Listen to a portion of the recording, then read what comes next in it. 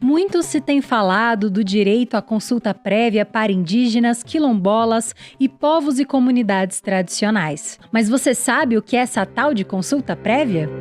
A consulta prévia é um dos direitos previstos no Tratado Internacional da Convenção 169 da Organização Internacional do Trabalho, OIT.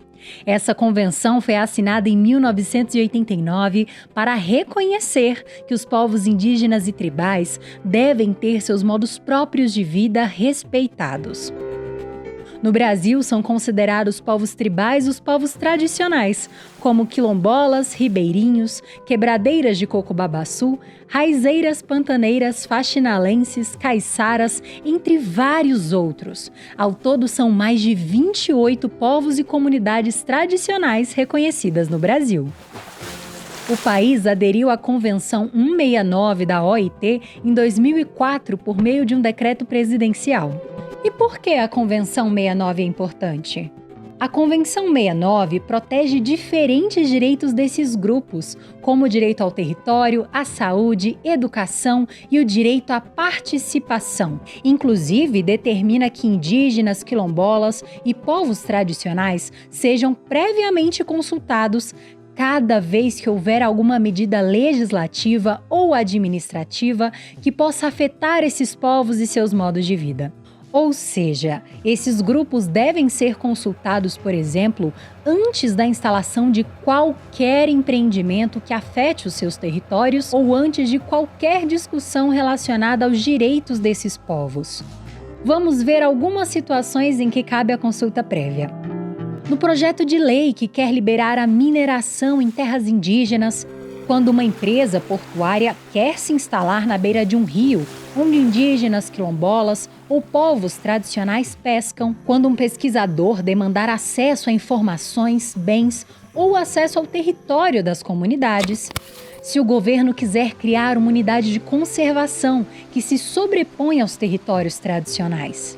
E você sabe por que a consulta precisa ser prévia, livre e informada?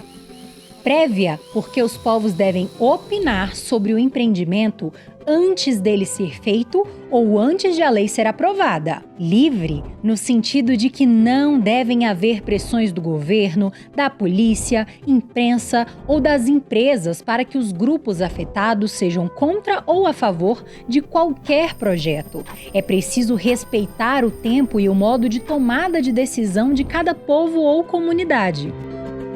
E informada, porque o governo deve fornecer todas as informações necessárias de forma acessível sobre a obra ou projeto de lei para que as pessoas afetadas possam entender o tamanho dos impactos. Mas como a consulta prévia deve ser realizada?